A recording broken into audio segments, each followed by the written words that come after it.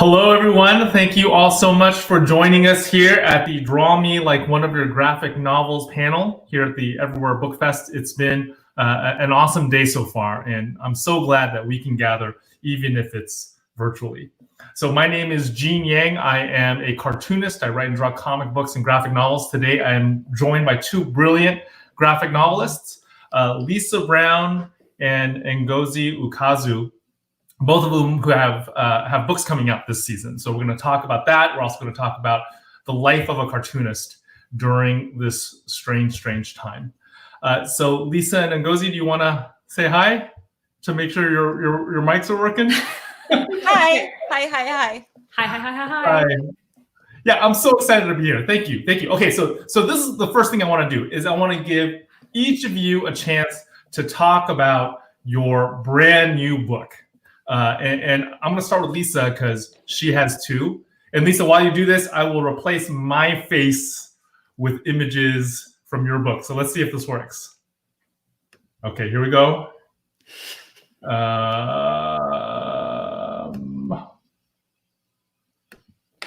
How's that?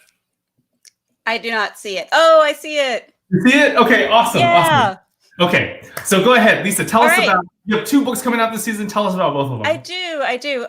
This is a book that started as a comic strip in the San Francisco Chronicle book review section. And what I was doing is I was summing up classic and contemporary novels in 3 panels. And so I decided to do 100 of them and make a book out of it.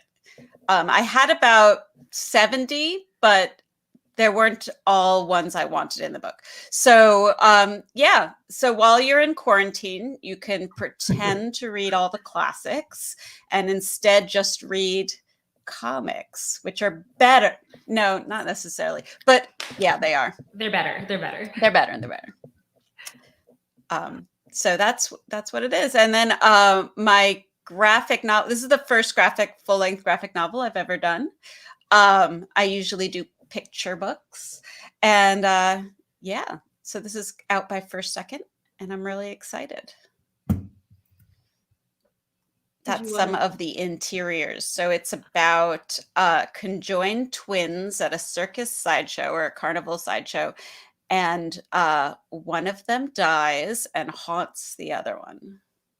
So you get ghosts and you get carnivals and sideshows and characters.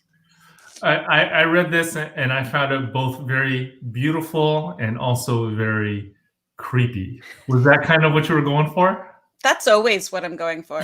Okay. Yeah. Yeah, it's gorgeous. So I'm going to ask you a few other questions, but I do want to give Ngozi a chance to talk about her book. So Ngozi, your new book is the 2nd volume of the Check Please series. Yes, it is the sequel and final volume for Check Please. For readers or viewers who aren't familiar with Check Please is the story of a former figure skater who joins a college hockey team and loves to bake. He's also terrified of getting checked, which if you're from Texas like me, you may not know what checking is when you get tackled on the ice. It's a coming of age story. It's an LGBTQ love story. It's really a story about college and the growth you go through in college. It started up as a webcomic in 2013 when, after I graduated from college, I was super nostalgic and I just started putting this comic online. And then eventually I started compiling it and self-publishing it. And the first volume came out in 2018 from First Second as well. So definitely check it out. I always say it is still free to read online. So you should definitely check out checkpleasecomic.com if you're interested in the story.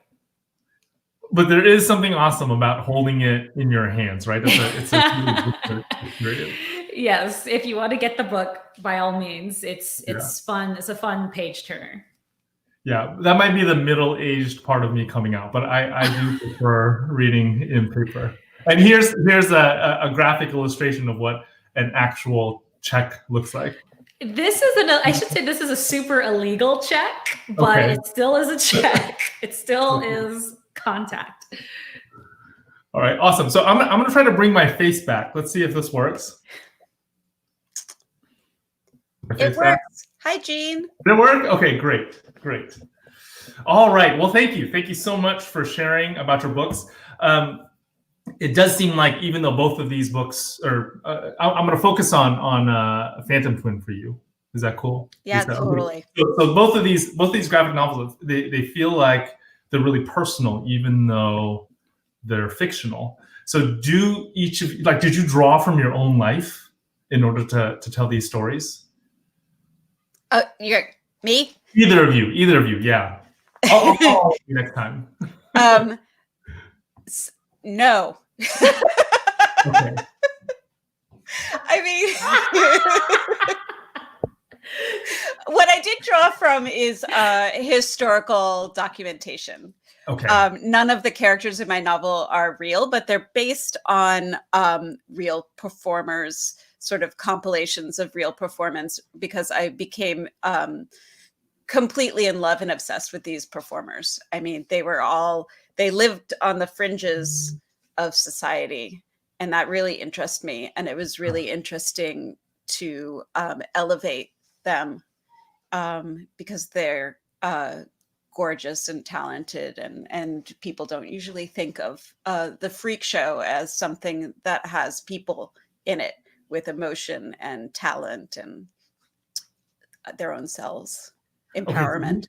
Do you feel like there's any overlap between the freak show that was the circus back then and the freak show that is American comics right now? Hey, who are you calling a freak? I hate to say that I'm one of the cartoonists. Yeah, that's no, true. I mean, I think cartoonists let their freak flags fly. I mean, we kind of all live on the edges and are happy there. Yeah. Yeah. I mean, I have heard folks describe comics as like the ugly stepchild of American literature, and I think that's changing now. To be honest, I mean, we're here, right? Yeah. But historically, that's kind of been the case. Now, Ngozi, again, I also feel like when I know there's like, I just felt like it was a really personal book. You know what I mean? Like you mentioned how it was born out of a nostalgia for your college years. Didn't you start this when you were in college? I started it. I drew the first sketches for the comic while I was in college, and I started it maybe like a month after I graduated. The nostalgia was fresh, like in my bones. So it's an interesting thing because this is a story about a like white boy from Madison, Georgia, who falls in love with some Canadian tragic Canadian hockey star. But it is a story about, the growth that you experience in college, and also about dealing with looking inside yourself, like looking at your identity and trying to contend that with your public persona as well.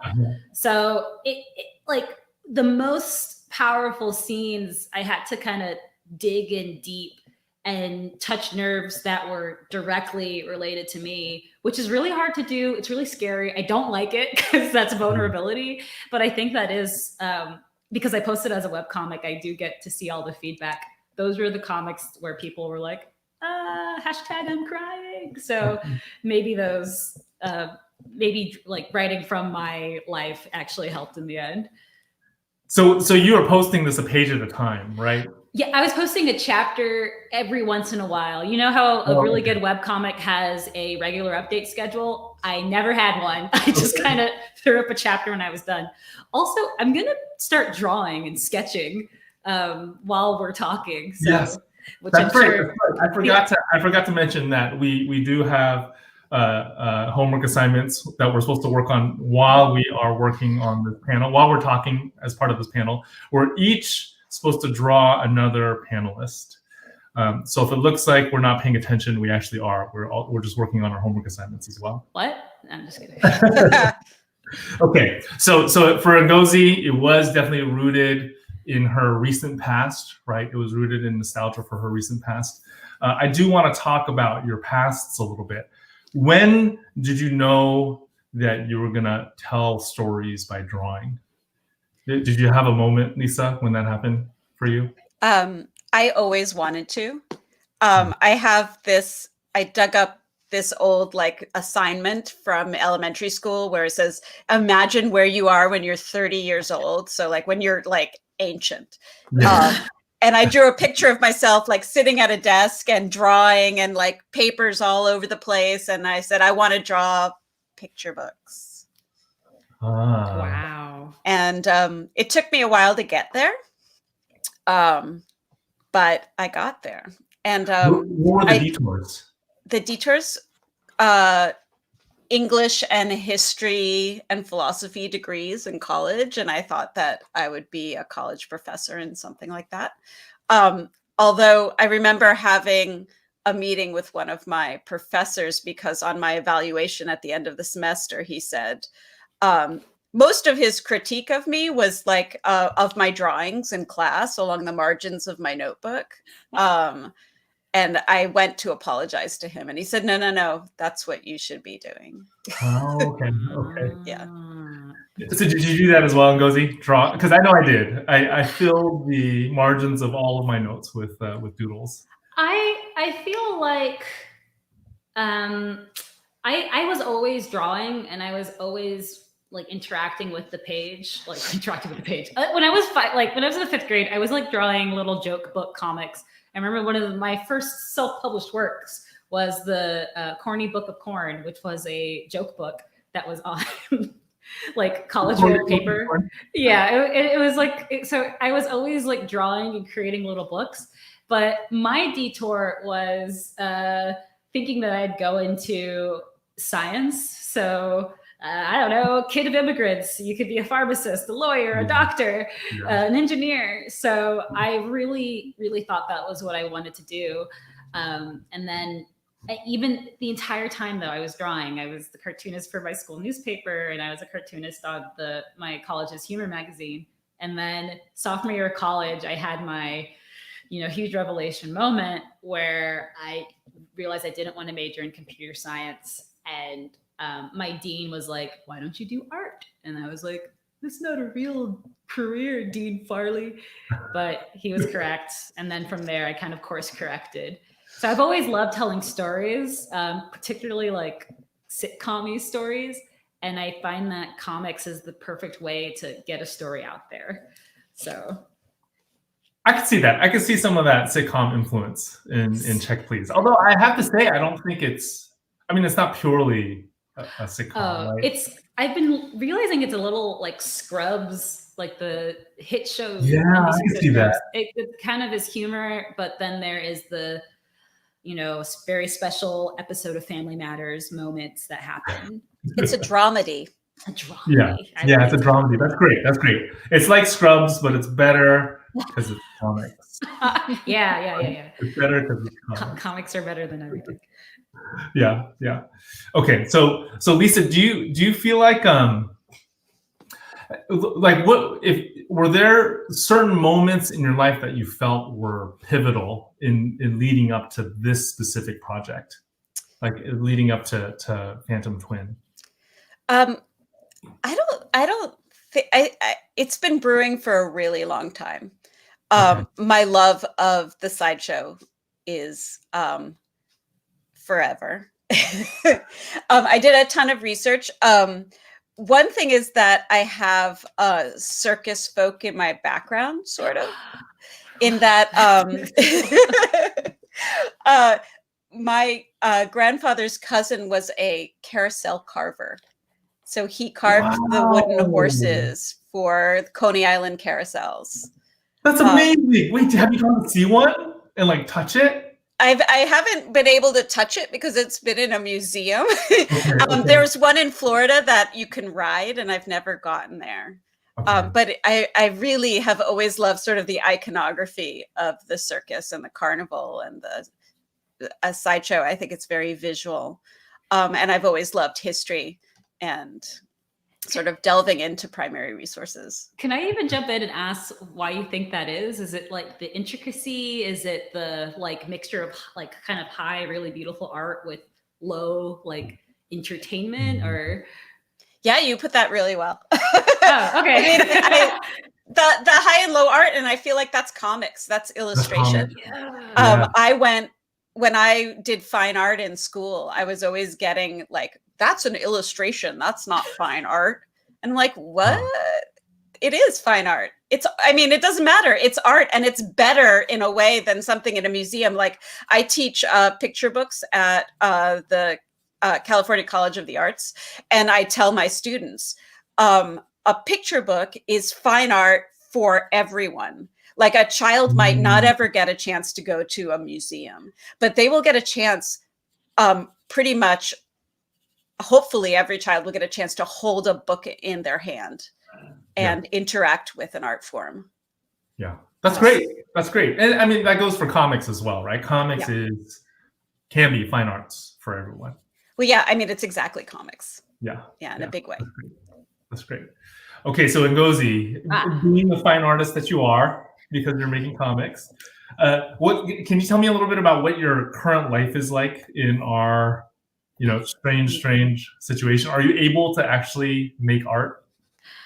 Yes and no. The funny thing about being a cartoonist is that it's not very different from being in quarantine. You're at home a lot. You don't want to go outside. I'm a little bit of a liar. I'm a huge extrovert. I love people. I love hanging out and working on comics with my friends.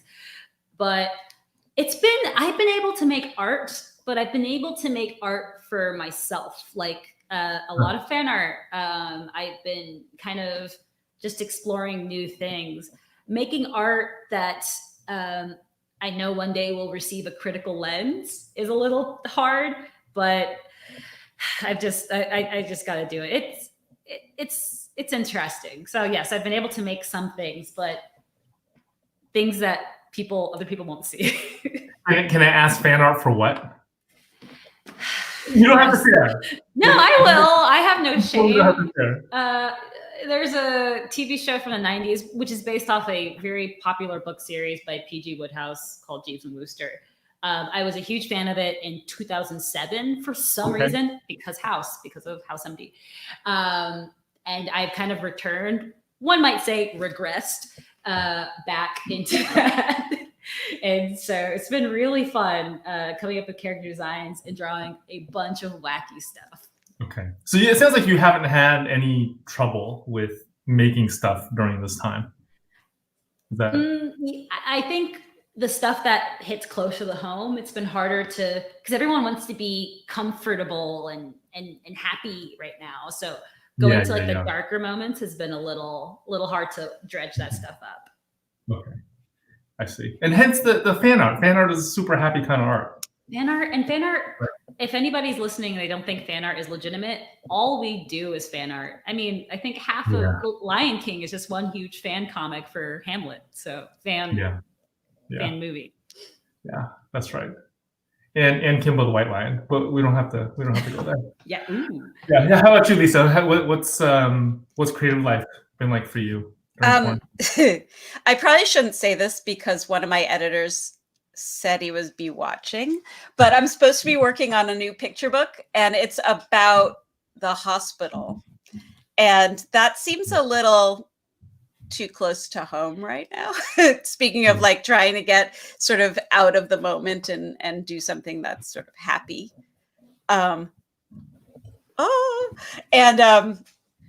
So that's been a struggle to work on my deadline.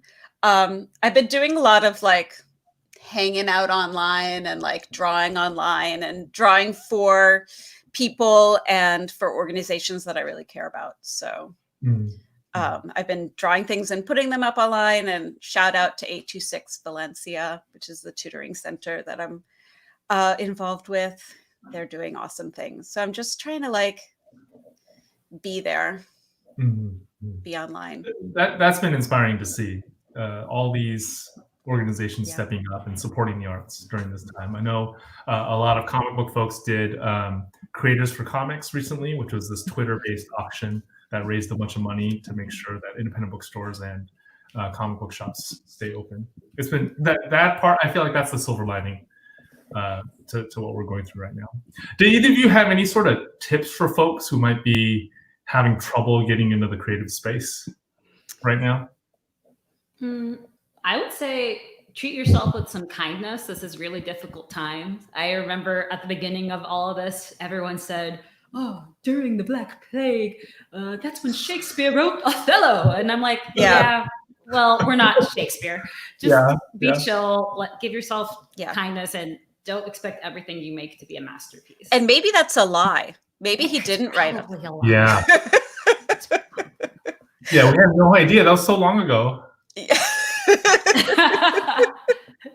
I would recommend this wonderful, wonderful book called Making Comics by Linda Berry, which just came out. And so you should order it from your local bookstore if you can. And it's about making comics for non-artists mostly. And I find that the exercises she puts in this book are really soothing and just for yourself. And it's like, put on a song and draw for the length of the song, or think about a walk that you've walked in your childhood, a walk that you know really well, and like draw out a map. It's really inspiring. Linda Berry's amazing. She is the best. She's amazing. She's the muse whisperer. If you are having trouble finding your muse, you go to Linda Berry. Yeah. It's fan art. I'm sorry. It's fan fiction for Linda Berry. Yeah, absolutely. We totally should. So looking, like, nobody knows how this is going to end. I think that's part of the things that's part of what is really freaky about this current situation. But are there things that you're looking forward to as both a cartoonist and a human being? Sitting in a coffee shop, drawing at a coffee shop, drawing other people besides my husband and child. Are you drawing a lot of your husband and child? I feel like I always draw a lot of my husband and child, like even if I'm trying not to. Yeah. How about you? Not my husband, but your wife and kids. Have I drawn your husband before? I might have. I might have drawn your husband before. Yeah. Yeah, but I think I definitely look forward to going to a coffee shop again. I think and just working in some space that's outside of my home. I look forward to working in a space where there aren't children on the other side of the door. That'd be also amazing. And even like we were talking about independent bookstores and comic book stores. I look forward to going back into my local comic shop at some point. How about you and Ngozi? Oh my goodness. I look forward, like me and some of the comic book artists in Austin, we would get together once a week to work at like a coffee shop. So I'm really looking forward to that. Like, I think we would be productive, but 20% of our conversations were just like heart to hearts. So I miss that. Yeah. And I'm a weirdo. I know some cartoonists don't love conventions because it's a lot of traveling, but I do love kind of going out and traveling and then getting to meet readers. I look forward to that. Hopefully I can meet readers again someday. Yeah. That part, that whole convention part, I think. So I was one of the folks that did complain about at least convention crud, But I do miss it. Like now that everything's canceled, it's so sad. I'm glad that we at least, get to do this. This is great. Okay, so I think we're getting to the point where we want to do some Q&A. Before we do that, are you all ready with your homework assignments? I am. I am a brown noser, so I drew both. Man, you can't do that. That's like extra credit, dude. Okay. Yes. Okay, I'm so such a brown noser. We're gonna share them out. Are you ready, Ngozi? Let me just do this one last line. She has a drawing board and everything. I'll get to do this. Boop. Oh my god, that's awesome. Okay, so here's mine. I drew on an iPad. Is that cheating? No. That's Ngozi. Oh my gosh, this is awesome. And then I'll show mine. Oh, these are so great. Oh my goodness. All right, can you guys see it? You guys both did both. Oh, that's awesome. Oh my god. Man, overachievers. I look better in your drawing then. Those are amazing. Okay, so the second thing I want to announce before we move on to Q&A is that if you want to buy books from anybody that you see at Everywhere Book Fest, including the two brilliant cartoonists that I have with me on this panel, you can go to the Everywhere Book Fest website, and there will be fancy buy buttons there that are connected to independent bookstores. So it's not just a way of supporting your favorite creators, it's also a way of supporting the independent bookstore network. And the final thing I want to announce is that during our Q&A, DC Comics, which is one of the publishers that I work for, has generously donated 5 copies of my upcoming book, Superman Smashes the Klan. They're going to give it out to the first 5 people who ask questions. Whoa. All right. Can I ask a question? I'll send you one. I'll totally send you one. Are we ready for questions? Everywhere Book Fest people? Yes. Okay, here's the first one. My 9-year-old son would like to know more about the process, the work stages you go through when creating a graphic novel. So you want to start us off, Ngozi, with that one? Sure. I think every graphic novel starts off with an idea that you think about, and then you kind of have to consider how you want to tell the story. Then usually it moves on to a script where you write down what you want each page to be, describe what happens in each panel. And then from there, you take a pencil like this. Some people draw on their computer. Some people use blue pencils. You start sketching out the idea. And then the next process is inking, where you take use a black line to kind of refine and redraw those ideas. Then you color it. You put some speech balloons on, and then you got a comic. That's right. How about you, Lisa? Is your process about the same? I see. About the same. I always start with words. I know a lot of comic artists don't start with words, but I start with words. And then I do character sketches, and then I do all those little thumbnails, really, really small, really, really messy. And they sort of get bigger and bigger and bigger until I have tight sketches. And then I use brush and ink or like a dip pen. So Ngozi, do you do hand or computer? I'm like all digital, which it feels like cheating a little bit, but I'm a millennial. What can I say? I feel like everybody's moving to all digital. Like my most recent book was the first one I did all digitally. And it's because people younger than me told me if I did it, I would go faster. They were lying. I did not go faster. But it does feel better. You know, like I haven't drawn on paper in a while. I inked all on paper, which was really hard. And then I was going to watercolor the whole thing. And the amazing Lei Wen Pham said, "Don't you dare watercolor the whole thing." And she set me up a template and taught me how to color on Photoshop. Wow. Okay. She was right. She's always right. So Phantom Twin is all colored on computer. Yeah. So it's penciled on computer, inked on No, paper. it's penciled on paper, inked on paper, scanned in, and colored on computer. I see. Yeah, it's gorgeous. It's gorgeous. I have to agree with her. I worked on a project with a friend of mine named Derek who had watercolored everything. And the watercolors just are hard to scan for whatever reason. Right? They're inconsistent. Yeah. You've had that issue before, Ngozi? I find it's really hard to get the vibrancy of the colors. Yeah. You have to have a really nice scanner and like a lot of Photoshop fiddling know-how. Yeah, I agree. It's I think at least in terms of vibrancy. I mean, it shows up in Phantom Twin, right? Going straight to computer is a good idea.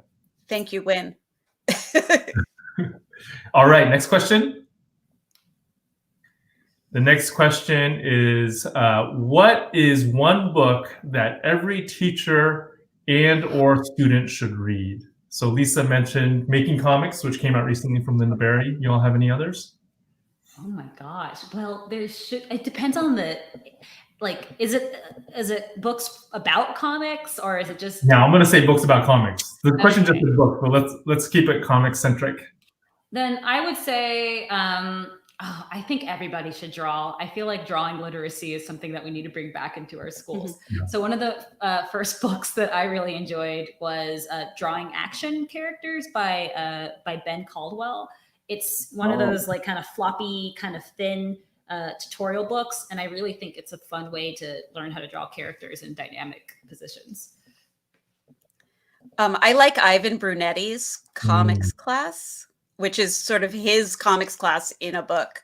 And he teaches simplicity and sequential art, which is really important. It's like the difference between comics and other kind of art is we do art in sequence. Yeah. Yeah, I'm a big fan of Scott McCloud. So he also has a book called Making Comics that I think is amazing. There's also a book called Drawing Words and Writing Pictures by Jessica Abel and Matt Madden. Oh, yeah. Yeah. So next question. How long does it usually take to draw a single panel? And have you ever lost patience while drawing? Yes. Here, I'll since I laughed first. I think the biggest making one panel really varies. It depends if you're drawing like a single hand or a giant crowd shot. So it could take anywhere from 15 minutes to an entire day. And yes, I lose patience frequently, which is why I end up like roaming off and doing other things. I'm not very efficient. I have nothing to add to that. That's exactly what I was going to say. Yeah. You ever get mad at your writer self for writing things that your drawing self has to draw? All the time. Yeah. All the time. I just like deciding to draw a book about the hospital. Like, really? There's a lot of stuff in the hospital. There's a lot of people in the hospital. So. Yeah. Yeah, I agree. I think drawing a panel, there's a range. 15 minutes to a day sounds about right. Okay, next question.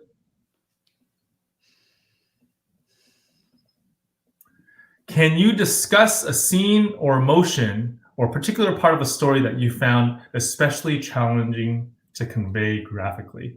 Ooh, that's a great one.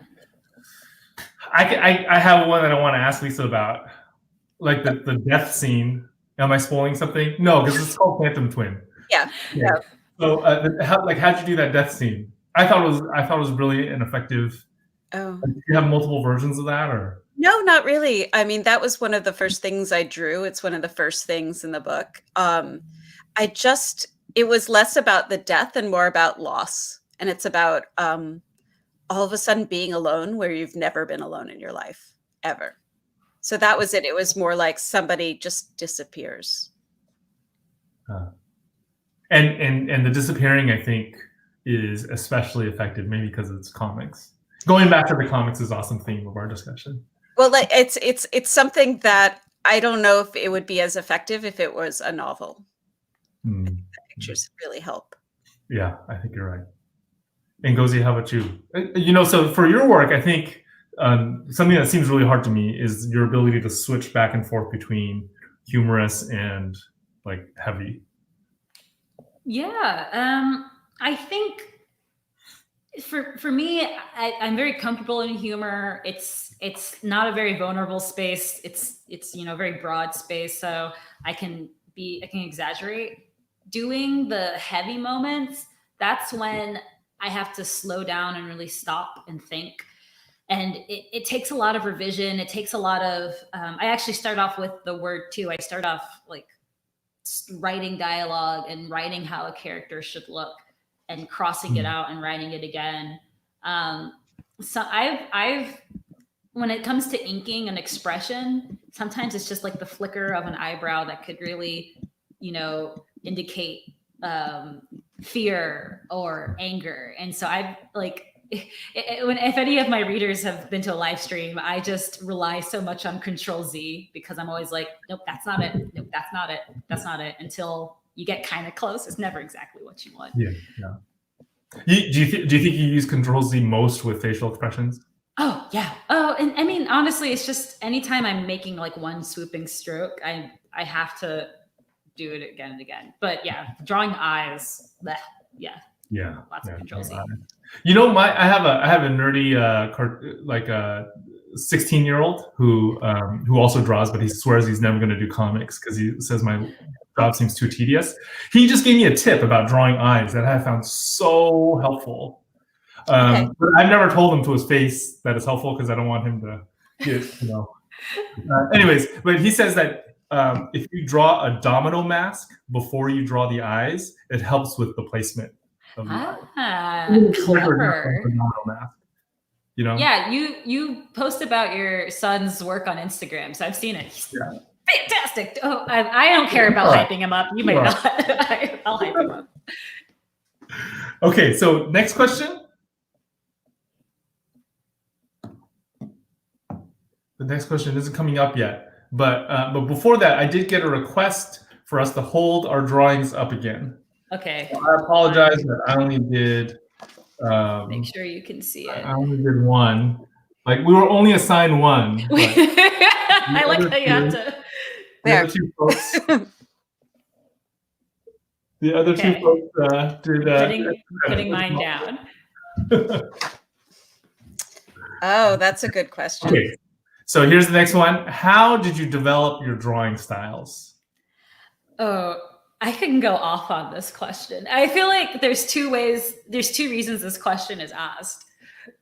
But I feel like the most important thing is like your drawing style is like your handwriting. It's kind of what you develop. It's your voice. Yeah. I guess I hope I feel like I'm responding this as though an art student is asking, because every time I get like a SCAD student asking me like, how do you develop your style? I'm like, no, don't worry about it. Just focus on what you want to say. And maybe that's my answer. But if you're just starting out and you want to pick a style, just keep reading or watching whatever you like, and your style will kind of draw from that subconsciously. Yeah. I think develop. I'm sort of stealing this from my husband, who's a writer, but he says develop your own canon. Like figure out who you like to read and look at, and use their art to inspire you, and even copy. Like just you start with copy. It's like fan fiction. You start with that love, and then you develop your own style around that love. I think that's great advice. I mean, I feel like I did that when I was a kid. When I was really little, I wanted to be a Disney animator, so I tried to draw that Disney style. And then I started reading Marvel comics, and I wanted to draw like a Marvel cartoonist. I couldn't do either of those, and it kind of just mutated into my own thing. So I think that's great. Just start by copying is awesome. All right, next question. How many different sketches do you make of a character during character design? A lot. Can you put a number on it? You think you put a number on it? There's no number for me, because I think that my main character's character design changed up until the very last panel. So maybe a few, but then I don't know. I don't trust myself for inconsistency. Did you go back and are you ever tempted to go back and modify, or you just go? No. You just go. I'd like to redraw the whole thing. Yeah, I feel that all the time. I would like to, but I just let myself suffer. Not going.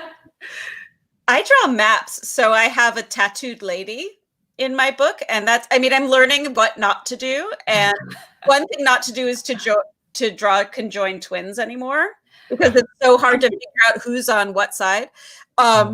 And then don't draw a tattooed lady, because you have to make the tattoos consistent. And she's covered with tattoos. So I did a whole map, side view, front view, back view. Ugh, don't ever do it. No more tattooed people, is that what you're saying? Not covered in tattoos. Yeah, because it's like you're drawing two comics. You're drawing the comic that you're drawing, and then you're also drawing the comic that's on the tattooed character. Exactly, which is why tattoos are so awesome, because they're body illustration. Yeah. But don't draw one. So, can I ask? Is it just when you're drawing conjoined twins that you get the left and right mixed up, or do you? Oh no! Don't you guys? Oh, I totally have that. I totally have that. Yeah, like the hands are the wrong way around. And yeah. I told it's because I'm a cartoonist, but I don't know if that's actually true or not. But if you guys have it, there must be something to that. Yeah. Okay. All right. Next question. I think we got time for a couple more questions. Okay, do you listen to anything when you draw? Do certain soundscapes work better for certain drawing tasks? Oh, okay. Well, I listen. It's kind of a weird thing. When I'm inking or coloring, I tend to listen to podcasts. And that's if I'm drawing like an official comic that will, be in bookstores. But if I'm drawing fan art, I listen to the same Pandora station that I created in like 2008 to take me back to being a teenager who was, staying up late and not doing homework and drawing art. So I would say podcasts definitely help. Like sometimes they even add some expression, like our levity to the drawings while I'm inking. When I'm writing, I listen to music, usually without words. And when I'm drawing, the radio, NPR, because I'm old, is on all day long. Podcasts are on. And sometimes like old BBC productions of books that I love. So I don't really have to look at it, but I hear it. Because it gets really tedious, as you guys know. Yeah. Inking especially. Yeah. That's exactly what my son says. My son, never wants to do my job because he thinks it's too tedious. But I'm the same way. I can't listen to anything with words when I'm writing. I actually have an app that simulates the sounds of a coffee shop, and I'll listen to that. Even when I'm actually in a coffee shop, I'll listen to it. That's double coffee shop. I love that. And then I listen to podcasts. Do you have any podcast recommendations? Oh boy. Yes, I'll talk about the ones that are appropriate for all. Okay. I would say this isn't not really a podcast, but it's really popular right now. Bon Appetit. It's a magazine, but they've recently developed a wonderful YouTube presence.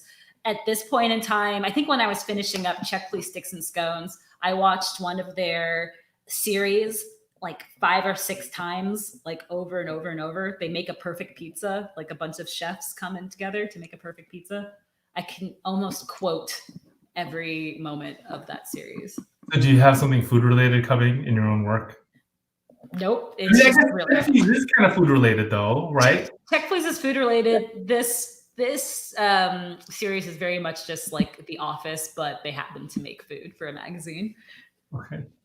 Well, maybe that's what we should end on. Can y'all tell me like what a future project of yours is? Like, what are you working on that you're hoping to put out in the future? I'm working on I think it's a middle grade graphic novel. It's just like in the very early stages, and it also has ghosts in it because I feel like just about everything I do has ghosts in it. I have a softball comic coming out. My great friend Madeline Rupert is drawing it. I wrote the script and helped design the characters, and I'm pitching it as, pun intended, Art School Confidential meets League of Their Own. So it's art students playing softball. Uh-oh. That's awesome. That's awesome. Well, it looks like we're just about out of time. So I'm going to tell you, as fans of the two of you, I am really looking forward to more ghosts and more sports. So to everybody who joined us, thank you all so much. I hope you will continue to join us at Everywhere Book Fest. There's all sorts of awesome things going on. You're going to have a great time. This is the way we connect as a book-loving community. Thank you so much. Bye.